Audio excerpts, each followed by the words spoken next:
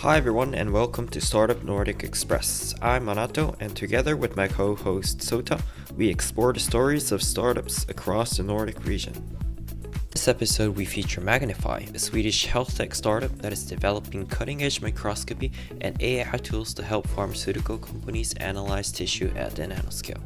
Their technology enables high-resolution imaging of organs like the kidney, helping researchers and pharma teams accelerate drug development. We spoke with Robin, a medical doctor and PhD student, and David, an engineer and researcher, about their journey from academic research to launching a deeptech startup, the challenges of balancing full-time roles, and their vision for precision medicine. Let's get started. Alright, so thank you so much for joining us, David and Robin. So first of all, we want to hear your backgrounds and what you guys basically do, what Magnephy is all about. So you can start. Yeah, sure. Yeah. I can start. So Yeah. my name is Robin. I have a background as a medical doctor. I graduated in 2022 or 2023, and around the time when I graduated, I started as a PhD student in David's with David as my co-supervisor. And that is when I kind of got in contact with the technology that he had been developing. And I think maybe you should describe your background, maybe. Yeah, my name is David. I'm an engineer by training, and I graduated in 2014. And then I started my PhD in 2014. And that's when we started to develop these, apply these new microscopy techniques that had been developed like during just the last decade before I started my PhD. When we started to apply them to kidney research, mostly. So we optimized the preparation of tissue samples in order to be able to image very, very small structures in the kidney. And this we have been applying to different research projects, and this is now what we're also trying to commercialize in Magnephy. So that's the short version. Yeah. Okay, thank you so much. So have you always been working on like this research right now, or have you ever worked with different researchers before? Yeah, so it's mainly been kidney biology and kidney medicine, but we have also collaborated with other researchers at Karolinska. So we have worked in with liver tissue, intestine, and immunology, and but the main focus has always been kidney. Okay. And now you're a researcher in kidney in Karolinska right now. Yes. Right. Exactly. Yeah. Okay. Yes. Okay. Thank you. So next we want to move into the origin of Magnephy. So maybe Robin, you can talk about like what led you to start Magnephy, or were there any like personal experiences that related to having this idea? Yeah, sure. I mean, I think it's so it's kind of combined, shared, I guess, because long before I even so as I said, I started with David as my co-supervisor in 2022, and I think long before then, David and Hans, another co-founder, had been in contact with KTH Innovation with these research results for quantifying these nanoscale structures in the kidney and looking at how could this be commercialized and kind of discussing with them. But I think at that point, maybe they needed a medical person that was more application oriented. And so with my kind of medical background, and also I have since some kind of in the middle of medical school been working with the kidney biopsy registry here in Stockholm, and been registering biopsies, more or less all of the biopsies that has been made from 2015 or forward in northern Stockholm. So I had worked quite a lot with like biopsy follow-up, what kind of information can you get out of biopsies to predict prognosis. And I was only familiar with like the regular microscopy tools that was available in the clinic at the time.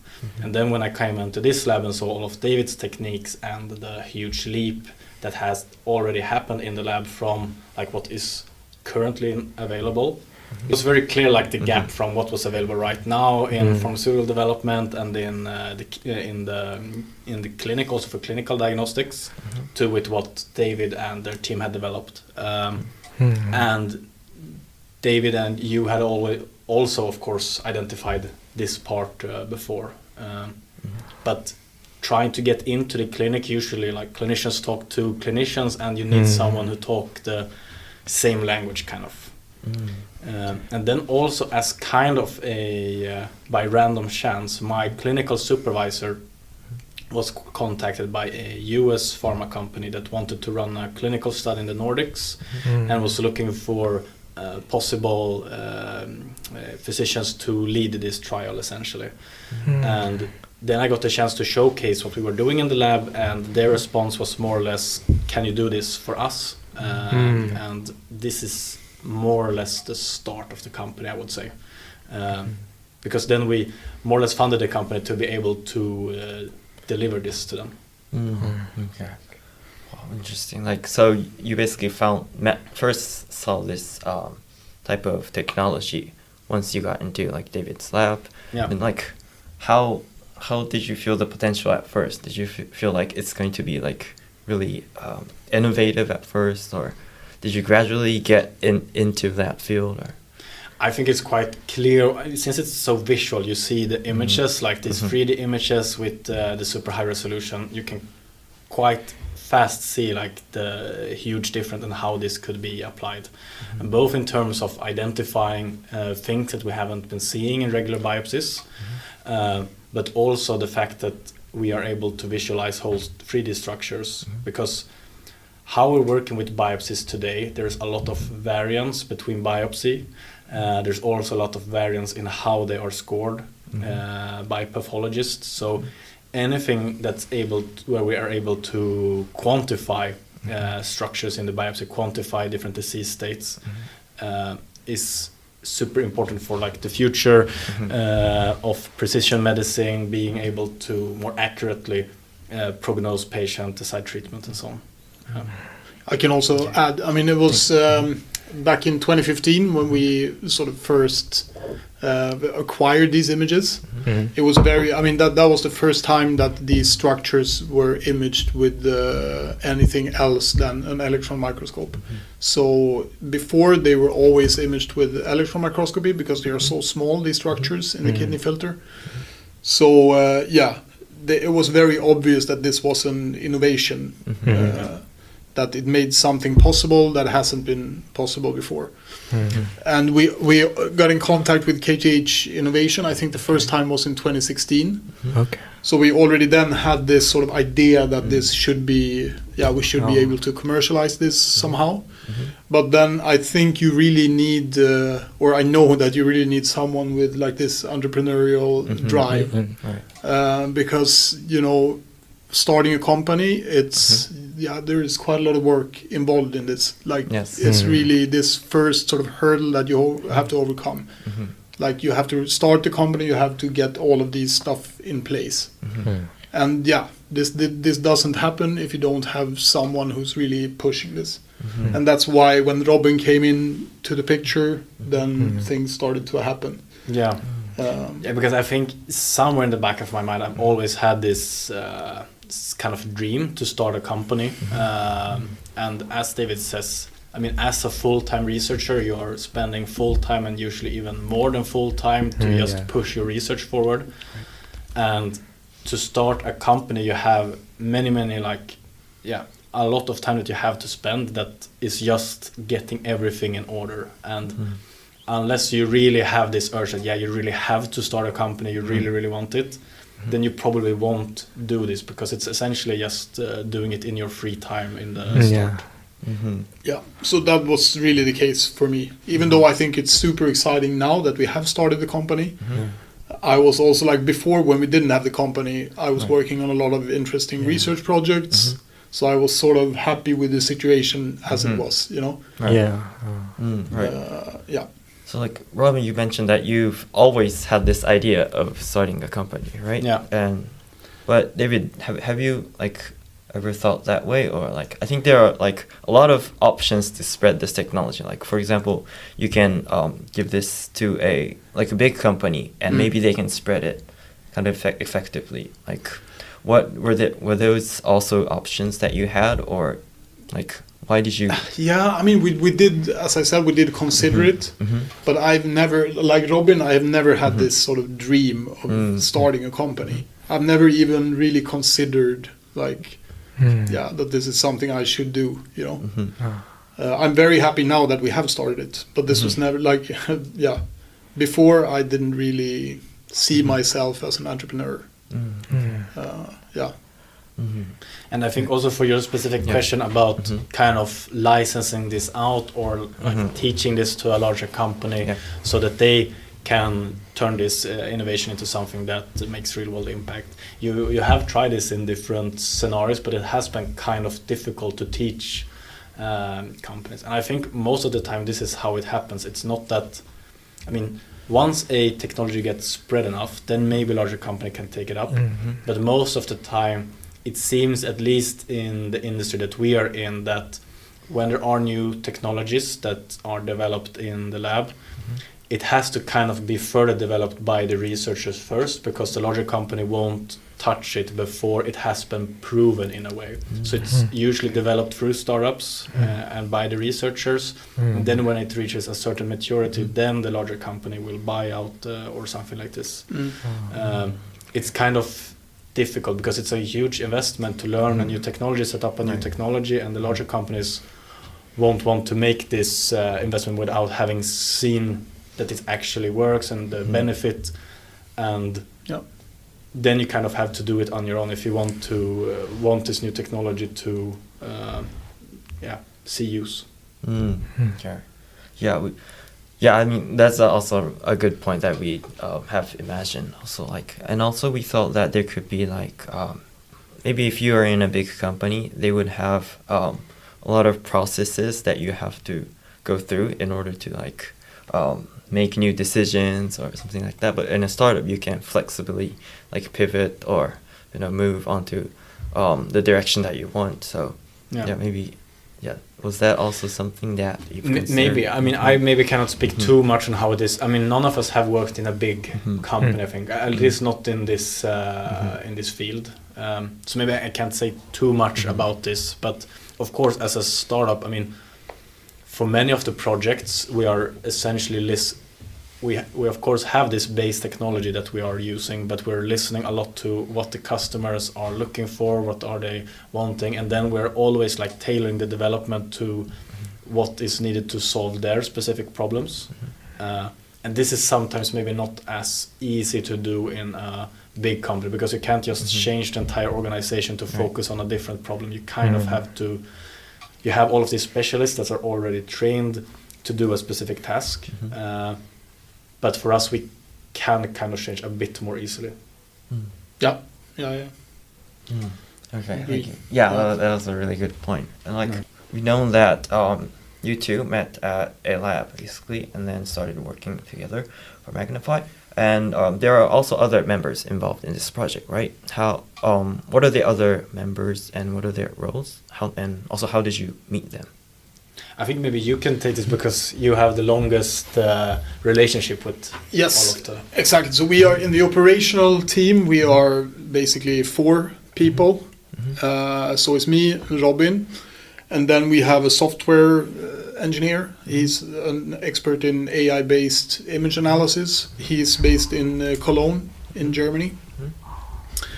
And of course, he's very important, for everything that happens after we have acquired our images. So then he makes sure to develop analysis tools so that we can extract meaningful information from these images. And then we have Hans Blom. He's my former main supervisor. He is an expert in microscopy. So he was in the lab of Stefan Hell. He received the Nobel Prize in 2014. So he was the one actually inventing this microscopy technique that we are using, that we are applying. And he makes sure that the microscopes are running flawlessly so that we can acquire our images. And then, we have other shareholders in the company, but they mainly have advisory roles. So they are medical, clinical scientists who are experts in nephrology, and they were also involved in developing these tools. So when I did my postdoc in Germany, these people were involved in these studies where we applied these protocols to kidney research, preclinical kidney research. So that's basically the whole team. Okay. So I mean, the operational team is very, very small still. And we all have full-time jobs also on the side of the company. So So did you all like meet in the university while you're researching, or did you try to go and look for members at like networking event or things like that? No, so we the people who are in the team right now, it's like research collaborators, like former colleagues. I would say, but we are going to these networking events because, of course, the plan in the future is to expand our team, and then we need other competencies. And we will have 2 interns starting now from Karolinska, and they will work more like on the customer acquisition side, marketing, because that's the competency that we are lacking at the moment, I would say. Yeah. Okay. Well, okay, thank you. Can I just add one more question? I think your team now working full time, but at the same time you're working for Magnephy, right? You mentioned that. But is there any a psychological fear? Maybe if you're focusing on full time job, that's kind of you already get but working on a startup is sort of some people think it is a bit risky or something, or use spend another extra time for that, but how kind of the balance, working for full time and at the same time you're gonna work for the Magnephy, how do you manage these balance? Of course it's so as long as you have your full-time job, it's of course not as risky. And I think, there are of course many different ways to think about this. Some people argue that you should jump ship and go full-time on your startup as soon as possible because you get the urge to do stuff. But there is also an opposite, in the other, what would you call it, in the other scale, that if you do this, you of course put a lot of time pressure on yourself, that you have certain funding that is running out, and making the right decision doesn't become as easy then. And I think for us, when we started out, the lead time when doing projects with pharmaceutical companies is quite long. There's a lot of planning, a lot of contract work, and then you do all of these, and then based on the results of the first trial you do together, then you get the confidence from the customer to move on with bigger stuff. So I think in the beginning it's quite reasonable to do it part-time, but we are gonna, towards the end of the year, raise our first round to be able to go full-time on the startup. But this is always how soon do you jump ship? Of course, the main constraint is almost always funding. Do you have the money to do this? And do you have enough money to have a reasonable runway? Because if you jump ship and you only have 3 months, then after those 3 months and you have burned all the money, then you're kind of back to square one and stuff like this. Okay. Thank you. Okay. Yeah, I think we've basically covered what we wanted to ask in the basically origin or the start. Yeah. I think also another comment, especially when it comes to research, because this lab, it's quite common from different research groups to spin off startups in this lab, and especially with this deep research-based startups, where you maybe need, even after funding the startup, you need several years to develop something that you can sell and so on. And also it's quite good for you to keep your research contacts, being able to rent infrastructure, being able to have the necessary contacts to develop this product, it's quite common for example, assistant professors or professors who found startups that they, for a time, go down a bit in time on their professorship and work, for example, 50% on the startup or 30% on the startup. But going 100% on the startup just at the time of funding isn't always the best, I would say.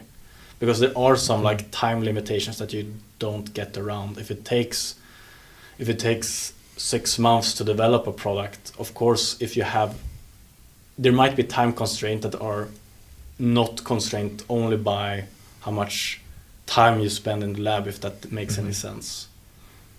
I don't know if I make any sense, but for example, when you are having discussions with a customer and negotiating contracts and stuff like this, if you are more people, this doesn't mean that you can get this deal done faster, because the customer still needs time to think and stuff like this. So in the beginning, it doesn't always make sense either way to just go full time and start burning money and then have to go bankrupt essentially. I think it's a really hard balance, and this is something you are. At some point, I think that you have to try at least to go, to go full time, go all in. At least, of course, some people in the team. But as Robin already said, we have our full time jobs, and also going full time with the startup means that I'm giving up. Or not giving up, but I'm spending time on the startup that otherwise I would have spent building my academic career maybe. So of course it's some kind of risk benefit decision that you have to make at some point. And it's not always very easy to know exactly when to make this jump. No, because I think for startups that are more oriented towards like selling something simple, then like the easy decision is just to start selling this stuff on the side while you're working a full-time job. And once you have enough revenue to support yourself, and maybe you're even earning more money in your company than in your daytime job, then it's easy to jump ship. When it's hard is when you have this thing you're developing and you think it's going to be very valuable later on, but right now you're not earning enough money with this to support your salary, because then you need to fundraise and always be on the clock. Then it's when it's risky, but usually this is a must, I would say, for most startups. All right. And it feels like, especially in the medical field, you need like a lot of processes. Like you have customers, and those products are really deeply related to humans' life and health. So it's really important to like maintain the equality and such, right? It feels like really reasonable to have this, like not having a strict time limit and like having your part-time job and balancing. We think like it's a really good effective strategy. So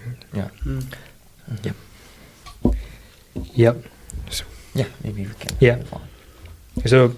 So we talked about like a startup, like background of Magnephy, and also about your team, and then we like to talk about the technology in the Magnephy, more specifically like what kind of like a process you take to like provide your services.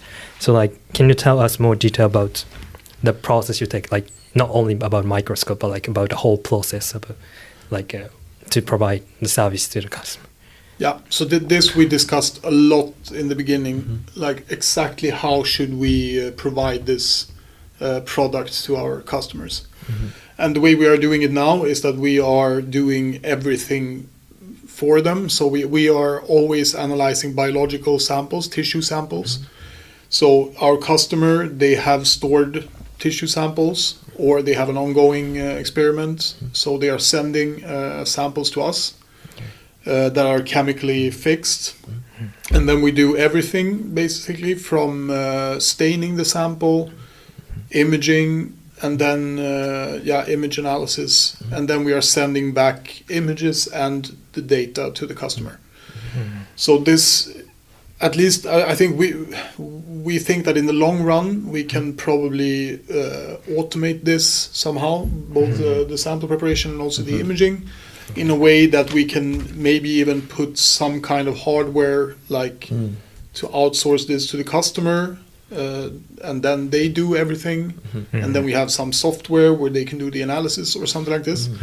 But at this point, we are trying to explore exactly like what our customers want. So every customer is asking for different things. And to be able to sort of put this into a package, we need to know exactly what this package should contain. So that's why we are doing everything for them. So we are working as a service company, more or less. Yeah. I don't know if you have anything to add. I absolutely. And I think what part of the reason why we also did this is like, how can you get to making money and selling something and learning what works with the customers the fastest? Because if you're building a prototype and then we're building a product that's going to do something, this is a lot of development, and then only once you have this you get any real customer feedback, knowing if anyone actually wants this. And if it turns out that no one actually wanted this, then you have to raise more funding and stuff like this. But by, as you say, going as a service from the start, we can like test out different stuff, learning what does the customers actually want. And then once we learn this, then we can start scale things, looking at how to scale. So this is at least the thought right now, but I think this also ties back to this, like how to start a startup, that you just kind of have to start somewhere. You don't really know what's going to work. So the shortest distance to the start, I think, is the best one usually. Yeah, and I think another aspect is that we wanted to start working with customers immediately. So we didn't want to spend too much time on like product development or like technological development now in the beginning. We just want to start interacting with customers and see how they react and what are they liking, what are they not liking about what we are delivering. And then it's simpler for us to just start from what we are doing right now in research, basically. So just apply our protocols, our imaging analysis, and then deliver to the customer. I see. But just want to make sure that like when we met at the EKDH Innovation Collide, like your kind of like Magnephy's like main like clients are kind of like pharma therapeutic company. But is it like this technique is already adopted in kind of clinical settings? No. So I mean, it could probably be used in that way later. The main reason why we went with the pharma first is essentially what we are doing is that if a pharma company is running some kind of trial, it can be a preclinical test with a mouse model or any kind of model, or a clinical trial. We use this technology to quantify the drug efficacy, understand the mechanism, how this drug works, and doing this with high precision, since we are able to get down to the nanoscale and have molecular specificity there. And this could of course be used in the clinic, but when it comes to the clinic, since these, like the hardware, the tools, the microscopes aren't there currently in the clinic, it would be a big investment to put something in there. And usually when you make a big investment in the clinic, you either need a technology that can diagnose almost everything, so like it exchanges the current microscopes, like putting in an X-ray. You can use the X-ray for many different things, so it's like a platform technology. Either this, or you need a very specific question where if your test says one thing, then this means that a patient get treatment B.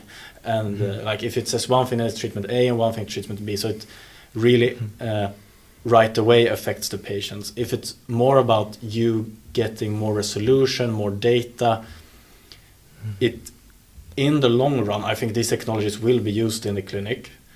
But I think to be able to sell it to the clinic, they need to see the opportunity right now. They need to see like, how does this change the diagnosis right now? What can we diagnose right now? Not that you will get a lot higher resolution images, and over time you will learn to see different patterns in here and so on. This isn't as such a strong sell to the clinics. But when it comes to the pharma, we already have one package which quantifies these nano scale structures in the kidney. And this we have seen is a quite good marker for disease in a certain cell type, you could say, in the kidney that's involved in many different kidney diseases. And there we can provide a very nice package for like comparing different drug candidates with a sensitive measurement. So for us right now, it's easier to make something that's valuable for the pharma side, but I think in the future it could be very nice for the clinic as well. Okay, I see. And then I think like you like interacted with like a lot of customers so far, and then I think like you already like your like microscopy, like advanced microscopy are already kind of like established, and then so like I think like there's not really kind of like a technological difficulties like that you need to overcome right now, but like you have to like modify some like the packages or like what you can modify the service you have to like according to the client. Is there any some kind of like difficulties you kind of facing when you kind of like provide service according to the users?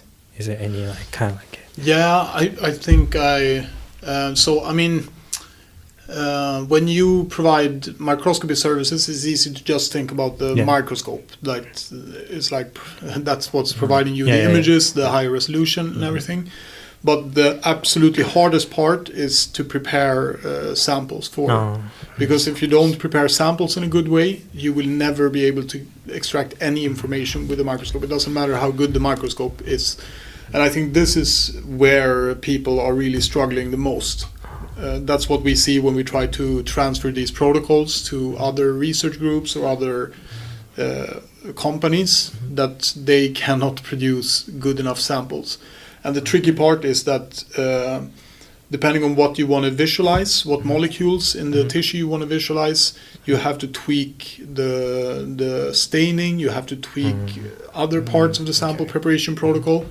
So it's kind of this multi-parametric equation that you have to solve all the time to be able to produce a good enough sample.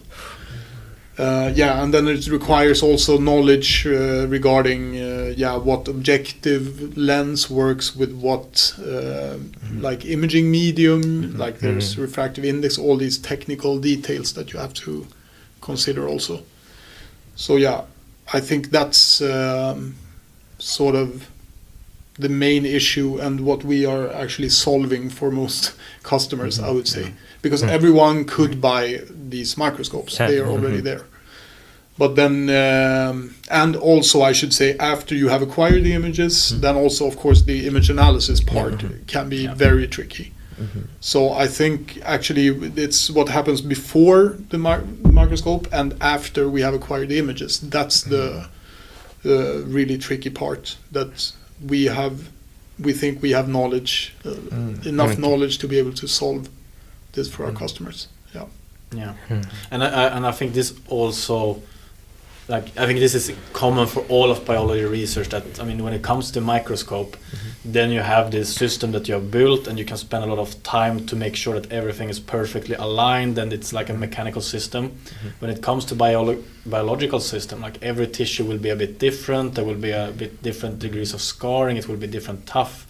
It's like depending on how long the chemicals have been stored in different way, this will also affect. So it's always it's this super multifactorial thing where it's difficult to have one size fits all. And I think this also ties in with this clinical stuff, but because if you want to use something in the clinic, you need to have this like package where this always works every time, there's no variation and so on.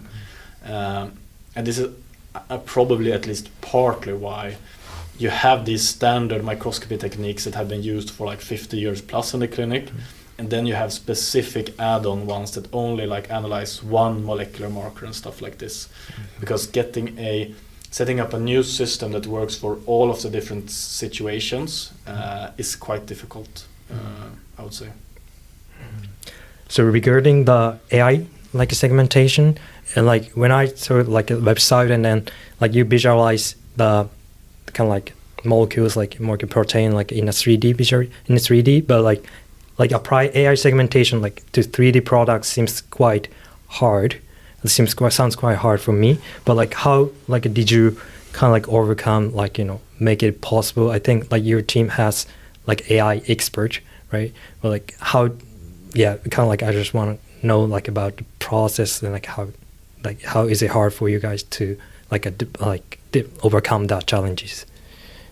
Yeah, I think Arash should have been here to answer these questions. Yeah. I mean, I can just say a few things. It's that, I mean, it is very powerful when you have sort of gotten it to work, but you have to manually train the network. And that's, it can be very time consuming sometimes. Because you have to train the network to recognize both healthy structures, diseased structures. They can be diseased in different ways, and you never know how the network is going to interpret the images. So it's like trial and error, and then you have to retrain. So that's the backside, I would say. Even though when you have a working deep learning network, of course, it's super powerful. It's completely automatic, and you don't have to do anything.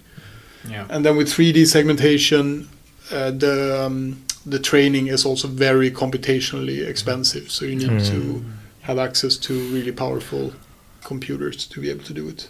Yeah, I mean everything. I mean we have both some 2D AI networks and 3D, and everything. Like when you go to the 3D space, like since what AI is doing is that it recognizing certain patterns, features, and so on, everything gets like exponentially harder when it's in several dimensions. You get a lot, like the amount of variation in the 3D space, like the voxel space compared to pixel space is exponentially larger. So it becomes a lot bigger of a problem. And I just know that I mean Arash is super good at this, and I know that he had to use a lot of different, like picking a lot of different solution to make it work. And yeah, it's unfortunate that he wasn't here today, but he's the one who could tell more about how it works. But I know that he would say that it's super difficult. Okay, interesting. I really like a last question about the technology, and I think like your service is kind of like from visualization from the microscopy and to the AI segmentation and then quantification for them. I think that process can, for me, like from my understanding, it can be like kind of applied to other like diseases or like other like tissues or organs, like some diseases detections. But from point of view, and then do you think like it's possible to apply for the another purposes? Yeah, I mean we have already done this in research collaborations. We have applied it to liver, intestine, brain. So it's really, I mean the imaging tissue samples with our sample preparation protocols with these microscopes, it's applicable to every kind of tissue, almost, I would say. But then what makes our application like the obvious application, or at least one of the obvious applications, is that these structures that we are visualizing, they are like really on the limit of being resolvable with like conventional light microscopy. But now with these new microscopes, the super resolution microscopes, it's really like you have the key to be able to visualize these structures. So that's why it's such an obvious application, that it's really, without these new microscopes, you cannot see these structures, and with the microscopes, you can see them. I mean, of course, there are structures in other parts of our bodies, like in the brain, for instance, with nanoscale structures, where this can also be beneficial. But this is something we want to explore, like with new customers. So we are not only looking for customers in the kidney field. We want customers also in other fields to like see what we can do there and what benefits they can. Yeah, because the other application that we're looking into a lot and we're doing some development projects on, that I think maybe even like more applicable in different areas is for the drug targeting. So today, like by far the biggest drug class is these monoclonal antibodies and stuff like this. And the combination of 3D, the nanoscale resolution, and the molecular specificity, I think is a kind of perfect combination to be able to visualize how well does the drug reach its target, and quantify like how much does it, how much of the drug reaches the target, how does it affect the target, like what is the mechanism of this drug. I think this is one of the also the main applications of this technology. But we are exploring quite a lot, I would say, at this point. Yeah, I can also just clarify this. I don't know if this is obvious, this technical difference between an electron microscope and a light microscope. That with an electron microscope, we basically have one channel. You're just detecting electrons that come to the detector. So it's just a grayscale image. But with a light microscope, you can separate colors. So you can have you can stain for several targets in the same tissue sample. And by separating them by color, you can then separately visualize different molecules, like in relation to each other. So yeah, I don't know, maybe it's a bit too technical, but yeah, and maybe that's the main advantage of using these. We can also mention that it really relates with the high precision of AI segmentation, right? If you can make them with different colors, it would be easier to kind of analyze the data. Yes, absolutely. That's actually so for these structures that we are visualizing, we can choose to only visualize these structures that we are interested in. And that makes it so much more easy when we want to segment these structures. Because from an electron microscopy image, you see everything, like all the surrounding tissue, everything is visualized. And then it's much harder to train a network to detect only your structures of interest or segment your structures of interest. So that's a good point. Yeah. Okay. Yeah. So we got to know your selling point, and it was really clear for us. And so as you mentioned, you first reached pharmaceutical companies because it was quite obvious for them to apply the technology, but I think a lot of people that haven't sold their product would wonder how would you actually sell your product effectively to your potential customers? How did you promote your selling point, and what was the process of finding them to actually collaborate with you? Yeah, I would say this is something that we're working a lot on still and always, and I think this is in many ways this is probably the most difficult thing for most startup founders, because a lot of problems solve themselves if you're good at selling your product, because you will have more money to move with, you will be able to be more people and everything. If you're bad at selling your product, you will always be strapped for cash and stuff like this. I think for us, our first customer, we had some luck that they were actually kind of reaching out to us since they wanted to do some kind of study, and then we were able to showcase our technology. And we also had quite good knowledge about the types of diseases they were studying, and that we had done research work in these types of diseases and we could probably help them. And this is, I think, where you should probably start, where there is low-hanging fruit, something that you have already done before, and where you can showcase, I've done this before, I can do this for you as well. Show a success story or something like this. I think also not to be shy to milk all of your contacts. If you're starting a company, it will be super difficult to. Usually, it's difficult to get in contact with customers. It depends on which industry you're in, but most people are kind of busy, and they always have people that want to sell stuff to them. So you need something to kind of cut through the noise. And if you have some kind of contact in common that can get you a foot in for the first ones, this I think is great. Also, if you have a super specific problem, so that it's something that the customer really identifies with, this I think also is very good.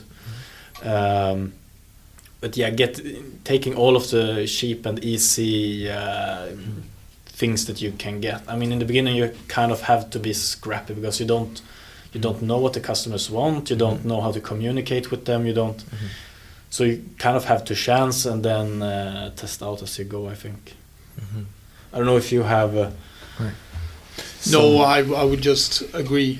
And I think even though we think that we have a good product and the customers that we are working with, they are very happy, it's always hard for as a small startup. You don't have a lot of track record. You are a small team, so it's very hard to to make someone convinced that they should really go for our product. And I mean, I don't know. I think there is no. You just have to work hard and like really be persistent and try to reach out to people. And then once this snowball is rolling, then maybe you can. You know, because I think we were a bit naive that once we got the first customer, that was like, now we went from 0 to 1, and going from like 1 to 2 would be super easy, or like 2 to 3, and it would be like this. But I think once you go from 0 to 1, when you approach a new customer, you come not from like the space of 1, but like from the space of 0.1 or something like this. It's not like just because you had a customer, this doesn't mean that every customer you contact after this will say, oh wow, I see that you did this for this one success, now we want it. I think it's easy to overestimate how much people know about you. I mean, until you're very big, no one knows about you. I mean, the amount of companies that I know personally are only like the big players and so on. Like most companies out there, no one knows who they are or what they do, and like every time they contact a customer, they're more or less anonymous. So do whatever works and don't expect to. And I think this is also one of the other things, because in the beginning then when we started contacting people and we didn't get so much response, we were kind of distraught and thought like, we didn't get so many responses with this. This isn't the way forward, we shouldn't do this. But I think now we've gotten to learn more that it's just kind of a grind in the beginning, and if you don't get any responses, this is just how it usually is, and you just have to power through it in some sense. Agree. Right, it's interesting that you mentioned the not only 0 to 1, because a lot of people would say 0 to 1, divide into 0 to 1, and like 1 to 0, 1 to 10, like 10 to 100 and stuff, but you divide into 0.1 and stuff like that. And like what are like the like from 0.1 to 0.2, I think you have this iteration process that you receive some feedback from the customers and then kind of fix how your product works. What are like the major things that you fixed, or were those things that you could imagine beforehand, or was it something that you can only find if you had someone that could like actually use your product? I think this is a good question, and I think this also depends on like what you're doing. If you're doing something that's quite deep tech, where it takes years to develop something, you're probably not doing that much changing of the product as such. But if you're in something where you can change a lot faster, then you're probably doing this. But I think the main thing is that when you come from like a technology perspective, you don't really understand or appreciate the situation that the customers are in. Like, what are the real problems that they are trying to solve? Like, how does their day-to-day look like? Like, what are they spending their time on? Like, what are their problems? Because we have been like working with research in microscopy. It's quite obvious like how much better this microscope solution is. And we're like, we just have to show that this looks a lot better, and then everyone will want it. But if you look at the pharma perspective, someone that's working day to day to like push a drug forward in a development pipeline, they probably don't care that much if the images are nice or not. They are just interested in, will this push the drug to the next step in the pipeline? Will this do this? Or will this? So everything from like how you think about your product to how you communicate with customers, you kind of have to learn how to put yourself really in the customer's shoes. And this is super difficult. I mean, it's maybe easier if you have been in the customer's shoes before and then you started from a problem like this. But if you start on the technology side, it's quite difficult to then go back and then look at like the problem from the customer's shoes, because you already have the solution and you're looking for a problem to put it on. We should also say, I mean, we have like a couple of paying customers at the moment. So I think we would need a larger customer base in order to be able to, iterate and improve our products based on it. Yeah, I think I also feel like as an engineer we have like I see a lot of people having technology, but like it's not always good to have like technology centered. It means like if you want to make a startup and make a product, there needs to be customers. So you kind of have to some extent tailor your solution. It cannot just be about you just want to use technology, like you just want to use this AI and stuff like that. So I think like your point was really I could really relate to my like engineering field. Yeah.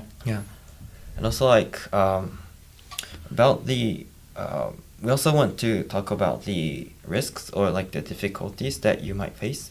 We imagine that like if you're working with pharmaceutical companies, there could be like strict regulations or like a lot of hurdles that you have to overcome in terms of the precision or the like it has to be a high quality product in order to actually make it into practice, right? Yeah. Like what were the major difficulties in that sense that you faced before?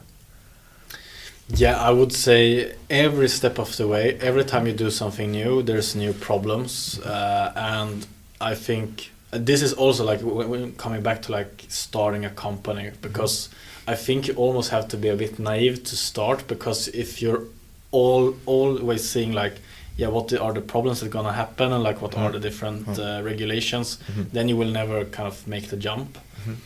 So for each different step we've had to like learn new regulations and figure this out, but I think the only thing I would say is to try to just learn what you need right now to do what you need to do right now, and then also to try to figure out some way to have a support system around you.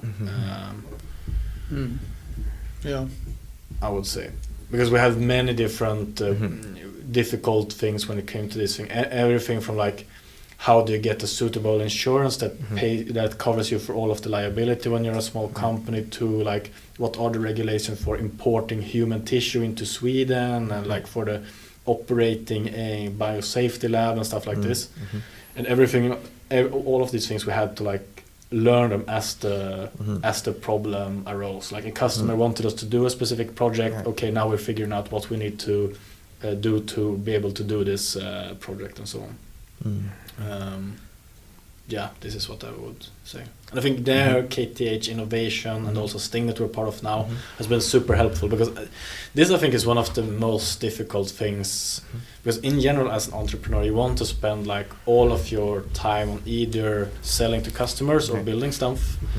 You don't, but you have to spend so much time in the beginning just learning anything from how to set up a company to how to handle the finances, just in a practical sense, and taxes, and if you in any way can be able to offload this or have someone that you can just send a message to, like how do I do with this, this will be incredibly helpful. I think as Robin said, if you would have seen like this mountain of stuff that you need to have in place in order to, for example, start working with a customer in the US. If you would have seen this from the beginning, I don't know if you would have said, yes, let's start this company and start. So I agree with you that you kind of have to be a little bit naive in the beginning, just start. And then you just like, point by point, you will get there in the end. I think that every company faces this issue. Like every startup is going to face this issue. There will be problems that you have to solve. Just start, and then you will find a way. And I mean, compared to a big company, you're kind of a one-man army. So like for example, when we had our first customer and got a contract with like a huge US contract to like go through, I mean, then you get this to you as a person, and then it's up to you to figure this out somehow, like how to do this in a good way, consider all the risks and everything. And it's not like in a big company where you have someone to ask. Many times you don't even have someone to ask, like who do I know that is used to, one, negotiating contracts with the US, two, in this specific industry and with this type of product, and so this can be kind of overwhelming at start, but I think also it is a like competitive advantage. This is also the reason I think why not everyone is starting a startup, why you have a chance to succeed and so on, because it's not that easy, and I think you have to be a bit naive to go for it. Yeah, and I mean, it's easy to become overwhelmed and extremely stressed by all of these documents that you have to go through, you know. And like what happens if we cannot deliver this? Like, are we gonna get sued, or you know? There's so much to worry about if you want to worry about it. But so I think that's also super good to have like a very tight knit founder team, because you rely on each other a lot, like for these things. To bounce stuff off of each other, like to support each other. I think this is super important. Yeah, thank you. So you basically will just go like start running and then just find your way through. Yeah. And then okay. All right. So next we want to talk about the startup ecosystem in Sweden, and so maybe we can first talk about KTH Innovation Collide, where we first met. Like, so Innovation Collide is basically like an event where some startups or some even project would have their own booth and present what they're doing, and talk with potential investors or students that could be interested in their project or startup, right? How was your experience there? Like, frankly, what did you feel about the event? I mean, we have been there once before, and I think, I've been there as attending once, and then we've had our booth 2 times. And I think it gets better the more you do it, because you get used to the way it works. But it's quite intense, a lot of people, very hot. But it's quite nice. And I think it depends on perhaps what type of startup you are, but especially if you are a startup where you can like easily recruit some person from there, or if you're a solo founder that's looking for someone to do a startup with, then I think it's super nice.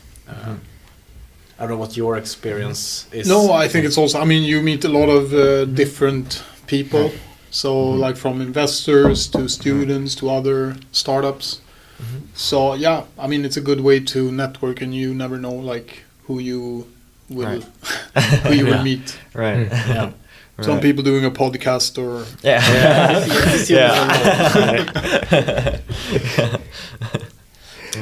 In the previous talk, you also mentioned that there were supports from KTH Innovation and Sting.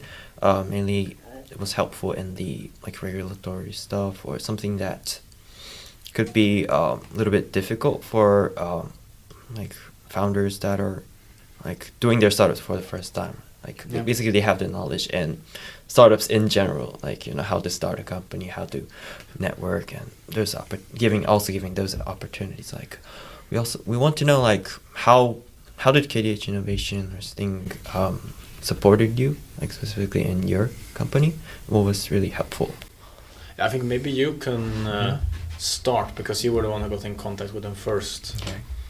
Yeah, like the early KTH, because the KTH Innovation is kind of, I mean, they are a very broad repertoire where they like they can support anything from like researchers to startups spun out of KTH. So you were in contact with them already, like as researchers. Yeah, exactly. So I think what was lacking back then, of course, I mean, they can support you, and but back then, like in 2015, 2016. We, as I already said, we didn't really have this strong drive to really start the company. And then I mean, there's just only so much that KTH Innovation can do. But I think it really took off when we started the pre-incubator program. And then I think it was really helpful. Both these, you have like weekly meetings, and you have some homeworks. Like they are really forcing you to start thinking about like, who is your customer? How will you approach your customer? They are forcing you to start thinking about sales. and like the finances of your company and like projections the coming years. So they are sort of getting you into the mindset of entrepreneurship, I think. And then, as we already mentioned, it's very valuable to always have this business coach, and you can always approach them and ask them all kinds of questions, whatever it might be. You know, it's always nice to have the support from someone that you can always, even if they cannot always answer, they can direct you to the people that you can approach to. Yeah, because they have a lot of different like levels of services, what you would call them. So like the basic is that by KTH Innovation, if you are a researcher, you can always reach out to them, and then you get assigned kind of a business coach that you can discuss a bit with and what to do. And I think what they are doing really nicely is that they kind of meet you where you are. So if you are very research based, they, as David said, they kind of start to get your thinking going, like what would be needed to, you know, take this the next step and stuff like this. And some people might be like already quite far along, and then they help them where they are, or you are like quite early. And then they have these programs like the pre-incubator, which is a year program, right? I think so, yeah.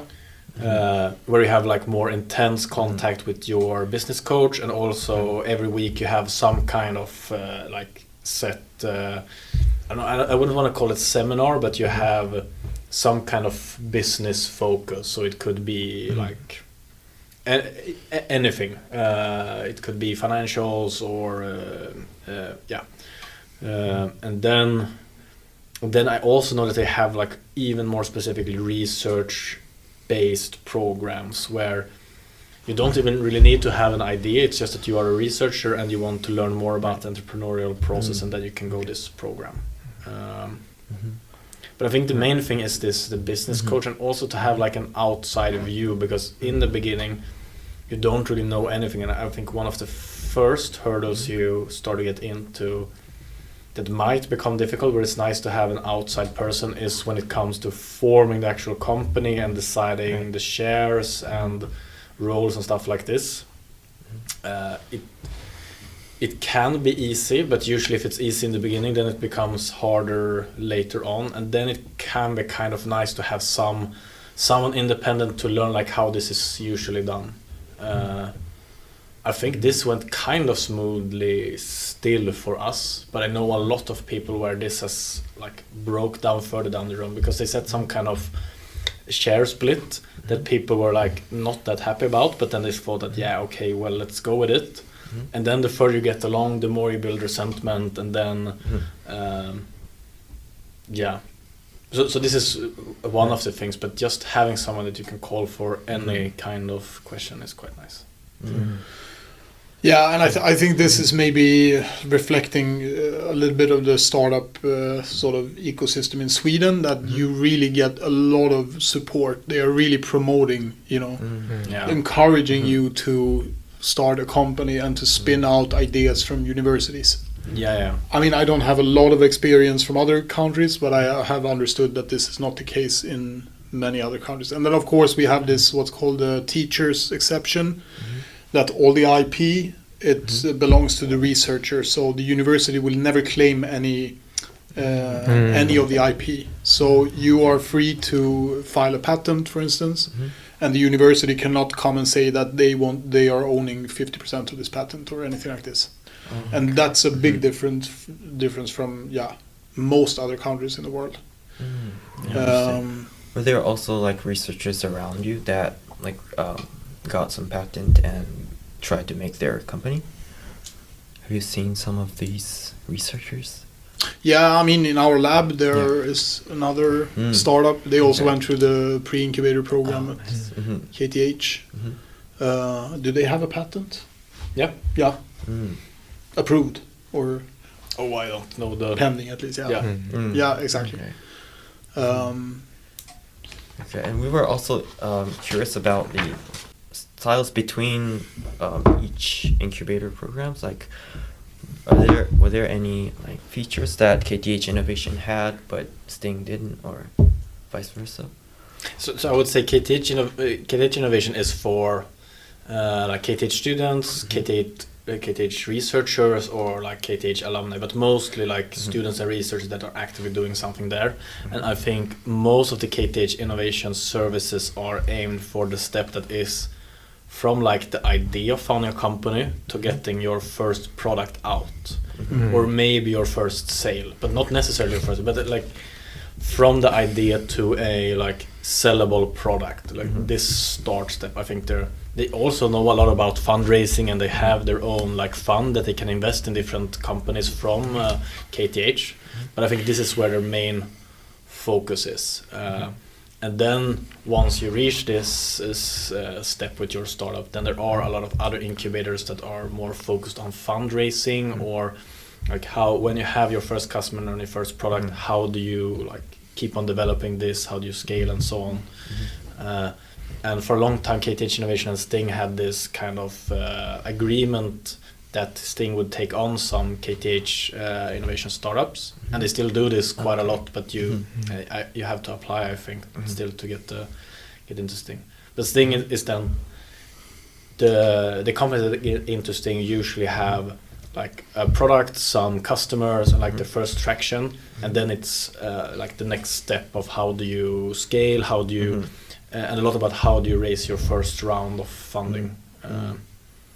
But there are a lot of other ones. I have a couple of friends that is in the Antler program right now, and this is more of like a melting pot where you can go into this program with an idea, or you can go in with a competence or something like this, and then it's a couple of weeks program where you try to kind of find a team. And if you find a team and a good idea and stuff like this, then you can get an investment from them. So there are quite a lot of these things in Stockholm, I would say. So like the general picture is like KTH Innovation is mostly in the really early phase of like the startup, from like the ideation, and then you would move on to Sting, hopefully, and then get fundraising and get more customers, and kind of focus on the growth part rather than like the actual ideation part. But of course also it depends. I mean, for us, I mean, all companies don't go through incubators, but for first-time founders, especially if you don't have like someone on the company that has a lot of experience of the different steps, it's you kind of need a support network for all of these different small questions, regulations, financials, racing around. You need this network around you, and if you don't have this on your own, it's super good to go into an incubator, because then you will have everything, and people that are really experts in this have seen hundreds of startups and known how to fundraise, what works, what doesn't, and so on. Yeah, we also thought that like participating in an incubator is really important for like networking purposes. Also like if you want some connection, and they would also introduce with their big networks obviously they have.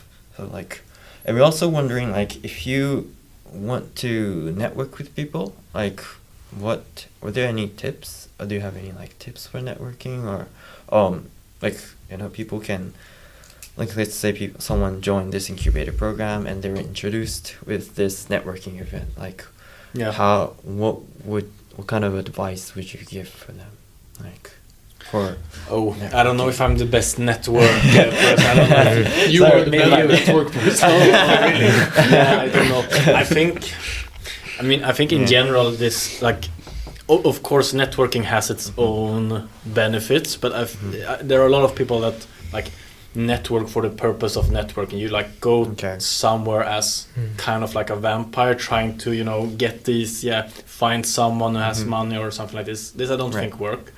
But if you are more like curious, want to learn about what people are doing, talking to people, then usually people are very happy to talk about what they're doing. And then if you are talking about your startup, they're talking about their, usually these people maybe say, I know this person at that place, maybe they might be interested in investing, or maybe they have some contact with for a potential customer or something like this. But also when it comes to these things, there are so many networking events, and you really have to choose what is relevant for you, like because there are they're endless. I mean, it's almost like an entire industry of just creating all of these different networking events. And in the end, when you're the most valuable thing is your time when you're doing a startup, and all the time you're not spending on like building or selling, you are taking time from that. So for any networking event, you kind of have to decide, is this really worth my time? And oftentimes it might be, but there's a lot out there. Yeah, I agree. And then, I mean, a lot of network is happening. Like when you are joining Sting, for instance, you are already in their network. I mean, they will start speaking to other people that they know about Magnephy, you know, and then we will get in touch with people just by entering such. So I think, as Robin said, these like designated networking events, of course, they might be efficient, but maybe not always like worth all of the preparation and all the time. No, and I think also just friends. I mean, I have a lot of friends that do different startups, and I just, you know, learning from them, talking to them, and I think this is also quite a good good way to get into the scene and learning about this kind of stuff and getting contacts. Yeah, thank you.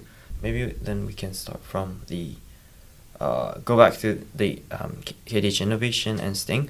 Maybe there were a lot of support that you received, but were there something that that you wished that they had, or something that they lack, or?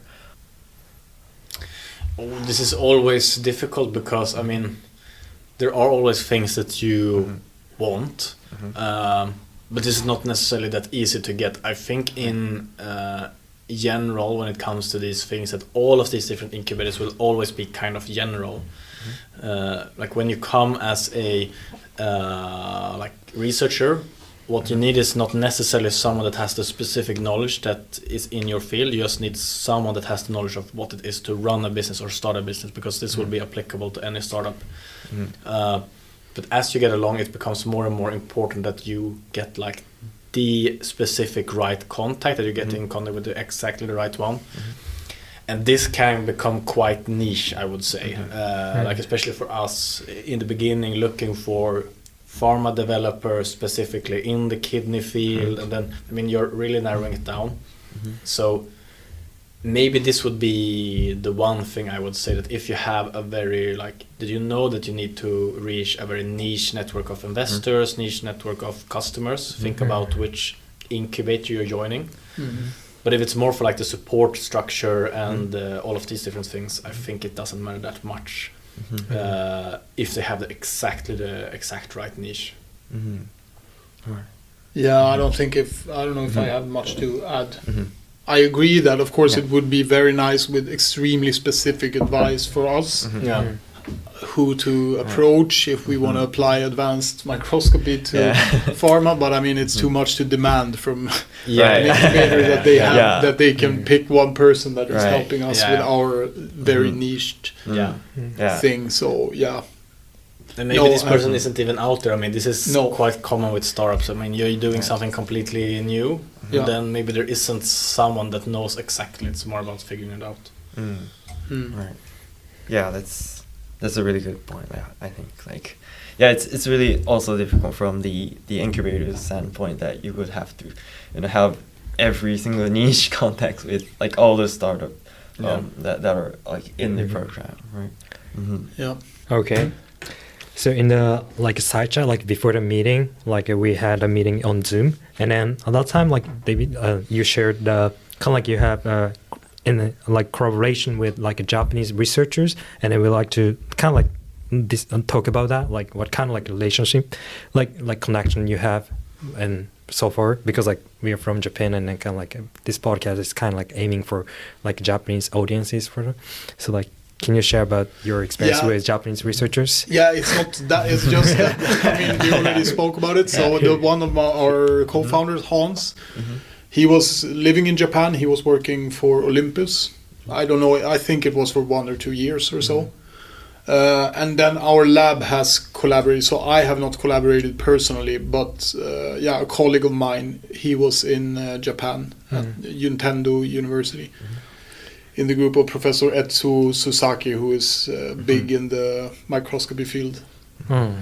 So maybe kind of like the microscopy, like the research about microscopy is like kind of big in Japan, right? Yeah, absolutely. Yeah. And you have a long tradition both with companies in optics, like Nikon and Olympus. I mean, they are also selling a lot of microscopes. So, and that goes a long way back, of course. And also in academia, you have a lot of like big research groups that are developing new microscopy methods. So yeah, it's a big field in Japan. So, yeah. Very good. Thanks so much for like talking about Japan. So for the lastly, like we like to ask the future about Magnephy's, and basically like what do you see like Magnephy's future in the next 5 to 10 years? Like what kind of growth do you expect? Yeah, I mean, one of the main visions, the main goals would be if we could use our product in clinical trials to, when a clinical trial is run and a patient is treated with one of these targeted drugs, that instead of running these super long, like year-long trials, that we could go in with a biopsy after, let's say, 1 month and already then tell, is this drug reaching its target, is it going to work or not? Because this would drastically reduce the amount of patients needed if we could already say that, yeah, is this going to work or not? And also it would reduce the time needed and so on. And in the end, make sure that more pharmaceutical gets to reach the patients. So I think this would be the big vision. Yeah, I would agree. And then maybe at least having started the process of trying to implement this also in diagnostics. Yeah, I think that's the sort of long-term big dream for me, at least. Like that, yeah, our methods are helping, like in order to improve diagnostics. Yeah. Yeah. Like, And in also- terms of growth, I don't know. I mean, it's always hard to guess. Yeah. Yeah. Of course, we want exponential Right. growth, and yeah, but that's of course the vision that we acquire more and more customers, and then we can expand our team, and you can have designated people working with like product development, sales, and really because that's, I feel like that's when you can really start building a bigger company. Yeah. Like when people can really be focused on their tasks. But this takes a team of like, I don't know, 15 people or so at least. Yeah, and I mean at that point there are very many different exciting things that we could do, so that would be super cool. But I think for me, I try to, while of course when you're starting a startup, probably you have some like idea that you want to make a big change, you want to be successful and everything, but trying to focus on like, I think all of the scaling and the financials, if you do something really great, something that helps a lot of people, I think this will come naturally in the process. So trying to keep ourselves focused on like what we're gonna do. I think I try to think not too much about the like what is the growth gonna be or something like this. Right. Also, we're also kind of curious about the technological aspect. So, like, are there any like technical breakthroughs that you would like kind of foresee in the future, like that is kind of relevant to your product? Are there maybe in the field of microscopy or maybe in the AI segmentation? That's a good question. I mean, there's already a successor to the STED microscopy. Yeah. I mean, there's always development in the microscopy field. So the resolution is getting better and better and better. At this time, it's always on the cost. You have to pay with the image acquisition time. So it's always much more slower. The higher resolution you want. Right. And that, I feel like, at least right now, we are sort of at this sweet spot where we have enough resolution to visualize what we want to see, and also it doesn't take that much time to acquire the images. But yeah, of course, in the future with like better detectors and better hardware in general, things will speed up, and then we will be able to image at much higher resolution faster. Yeah, but I cannot really think of Of course, on the AI segmentation side, there's like a lot of work going on. A lot of research groups are spending time on this. So I can foresee that like training these networks is going to be easier in the future, because that's the big hurdle right now, I would say. The practical hurdle. I think for that, so to really, I mean, today most of the workflows are still quite manual, regardless if we're talking like pharmaceutical or clinical, that someone is visually looking at the pattern in a biopsy, and being able to really put this into number and quantify things, I think will be a huge leap forward, both for the clinical side and for the pharmaceutical development side. There are several different very interesting developments at that front, I would say. I think there's also a lot.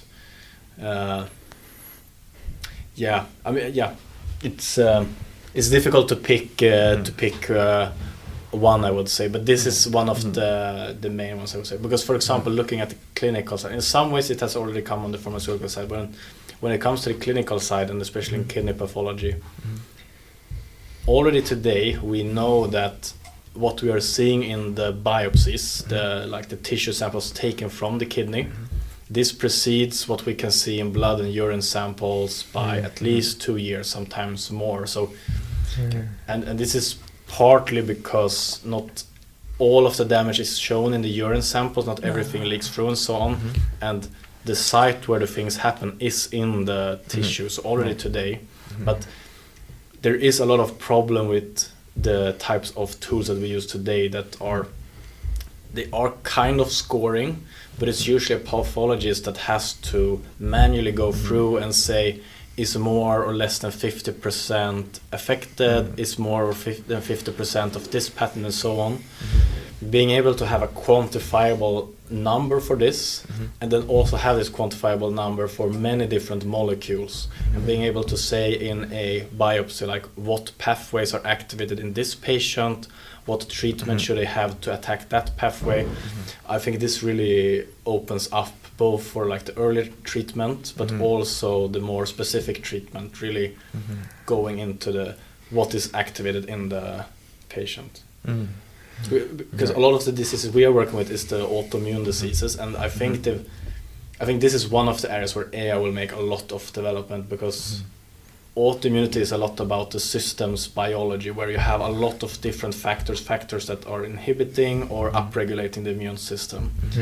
And then you have this kind of complex combinatorial of different genes and different risk variants. And for some patients, this combination just falls out into them getting this autoimmune reaction.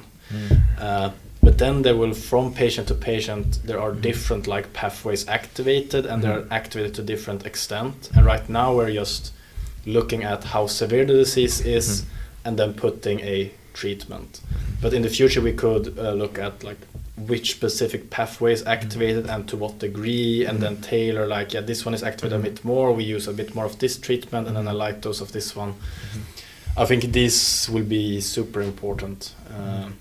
And I think here these very high resolution tools will be super important, because you really need the molecular specificity to be able to develop these kinds of tools. Yeah, and then also, I mean, these, as Robin already mentioned, these protocols that are used today in the clinic, they are 50 to 100 years old. Like, they have looked almost the same. So, and now at least the past sort of 2 decades, there's been an explosion in development in microscopy and also sample preparation. So there are all of these new methods out there, but still in the clinic, they are using the same, same protocols as almost 100 years ago. And this, I'm 100% sure that this will change in the coming decades. I'm not saying that our methods, I hope that they will use our methods, but I mean, there's a lot of development in Japan, as I already said, with tissue preparation and imaging protocols. So I think it's just a matter of time that there will be a big change in clinical pathology. And it's just that it's a conservative field, I would say, and they have Yeah. their very, very established pipelines for doing things, which they need to have, of course. But at some point, I feel that you cannot hold back technological development. At some point, they have to realize that, these new tools are just better than what we are using today, and we have to change. You know. And I think for like cancer, this has already happened a bit. There are more like genetic panels being utilized, and now it's kind of standard practice for every patient that has a tumor to look at what type of mutations are present and then tailor the treatment to these different mutations. But in a lot of diseases, especially when it comes to the autoimmune and the more rare diseases, this hasn't really happened yet. And I think part of this is the conservative nature of healthcare as such. But also it's a lot more difficult to do research on more rare diseases, like kidney disease overall, and especially autoimmune kidney disease is quite rare. It's difficult to get a big number. And there's also, I think, one opportunity for more like precision-based tools, because the way that AI has gotten into cancer field is by them having thousands and thousands of patients with, for example, tissue slides from breast cancer, and then putting all of this data into an AI network and learning different patterns that are all associated with different treatment responses and so on. But in the kidney field, for this very uncommon autoimmune diseases that you perhaps see a few of each year in Stockholm or something like this, it's difficult to collect like thousands of patients to train a network. And here is also one of the areas where I think that these more super resolution precision-based tools will be extra valuable, because I think it will be difficult to solve this problem just by getting the quantity of data from just more of the regular slides that we're using today. Because there aren't that many patients. We have to kind of go deeper on each patient and analyze each patient more, rather than just getting thousands and thousands of patients, because there aren't that many patients. Like, we really are excited about the quantification of these like pathologies, basically, like, because like there are always like human errors always, and AIs also make errors, and like we can imagine like there could be a certain period of time where like the precision really cross. So like if human errors are more than AI errors, like then it could be kind of it's imaginable to be replaced. There are also like constraints and like who's going to be like responsible for that AI errors and such. So like I think there are also different factors influencing those like replacement and methodologies, but we really hope that these technology could actually make a better replacement, which is like, especially like it's more about the outcome. We really hope that there would be more accurate diagnosis in that field. So it's not only about like the technology, so more about the patient side. Yeah, absolutely. And what you're describing is like this whole field of explainable AI and how this works for us. At least with the way we are working with AI right now, we have the benefit that we are using AI to automate and quantify stuff that we see in the images, but we still have this step where the AI produces some kind of visualization of what it has quantified in the image. So while it of course is time consuming to double check every image that the AI has done correctly, we still have this, like we can double check the AI with the way we are working. For some softwares this isn't possible. If you for example just you have some kind of software where you give the AI an image and then it's supposed to say if it's diseased or not, then there are different tools, but usually these can't be easily incorporated into a standard software flow. But we have a way to kind of double check the AI that it's doing the correct thing. Okay. Yeah, interesting to hear. Yeah. Especially, we also wanted to talk about the AI point because, I think a lot of people are interested in that topic as it's becoming like essential in a lot of startups. Like it's normal. It's actually becoming the standard to use those technology. Yeah, it was really good to discuss that topic.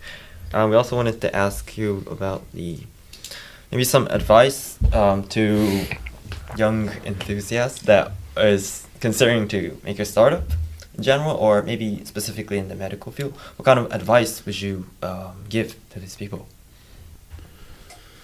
Yeah, I think my only advice would be to try. You don't lose anything from trying, and I think even if things were to go upside down right now, just the entire experience of starting something completely like from scratch, learning how to get along in a small team, everything, I think it's a super valuable experience, so you don't lose anything from starting. And I think it's also impossible to know if you're gonna like it or not without starting. So yeah. Yeah, I would say, I mean, we touched upon this before, that you need the drive, like you need the drive to start a company, but I think it's super important to emphasize that you also need a good idea, because I feel that many people are just extremely enthusiastic about starting a company, but really to be self-critical also when it comes to the idea that you have. Because without a good idea, it doesn't matter how good of an entrepreneur you are, you will not sell anything. So maybe, I don't know, sort of a balance there. Yeah, I think if I were to start over again, I would be, I mean, now we got to start quite early with a customer, but I would be like very hesitant to like take any big leaps before like having shown that someone actually wants this.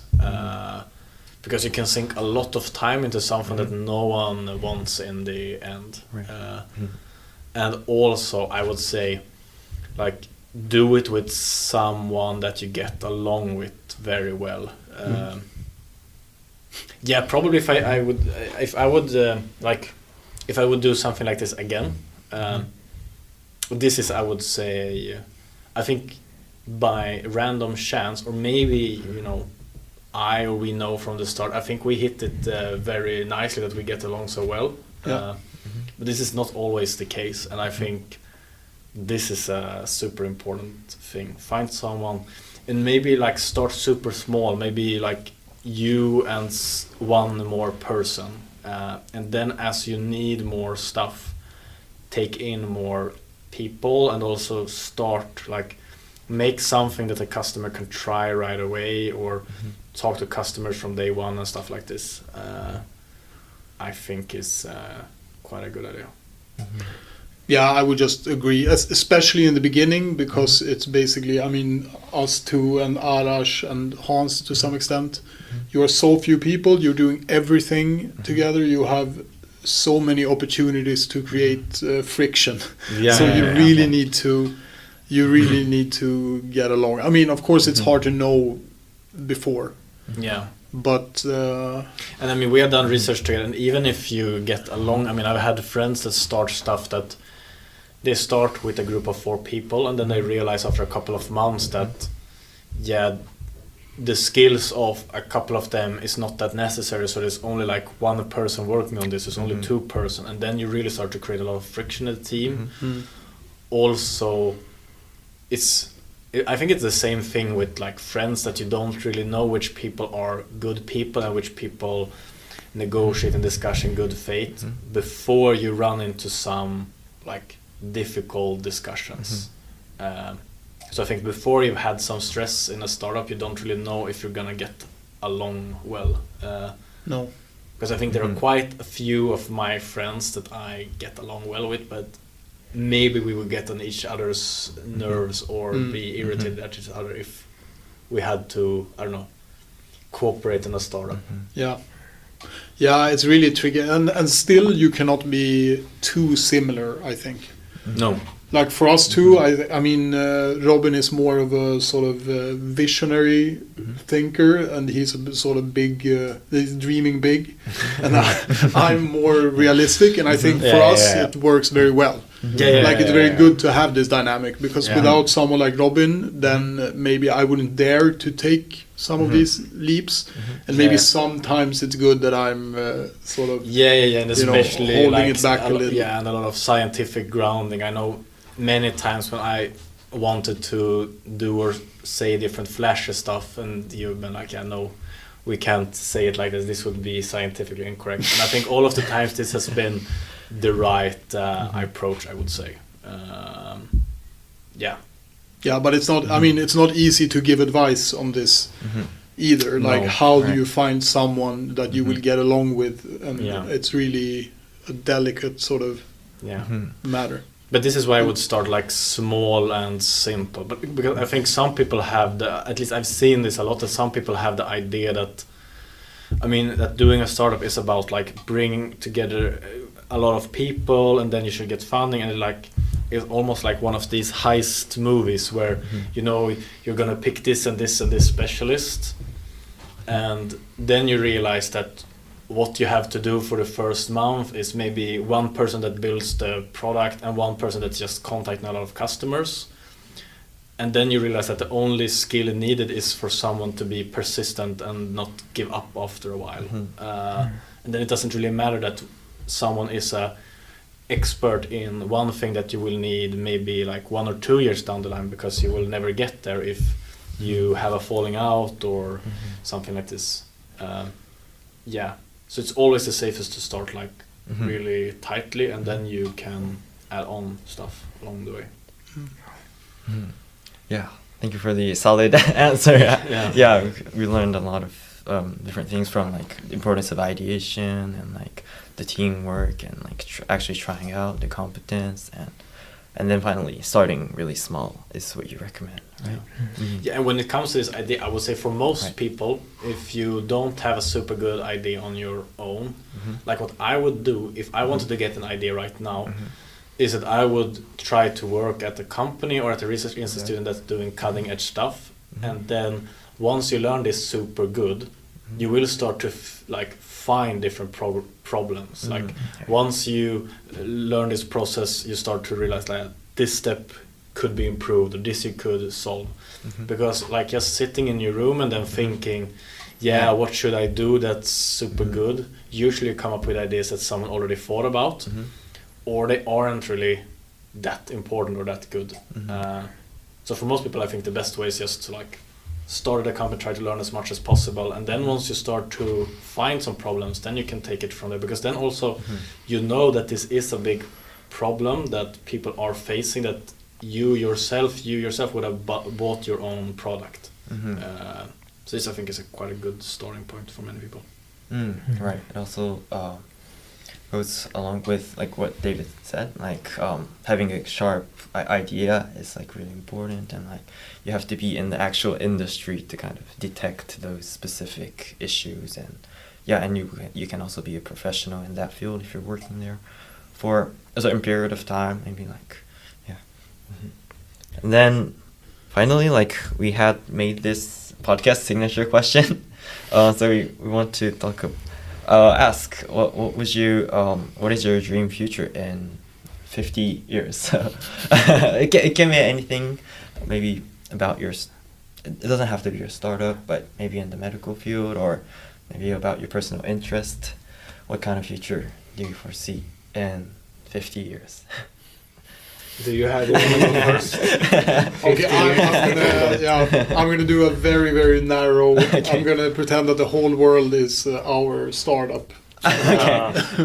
No, so just, I mean, if I'm just focusing on Magnephy and what we are trying to do, then I would say the dream in 50 years from now is that our methods are sort of incorporated into clinical practice, at least partly, that, we are at least helping to improve diagnostics with these methods somehow.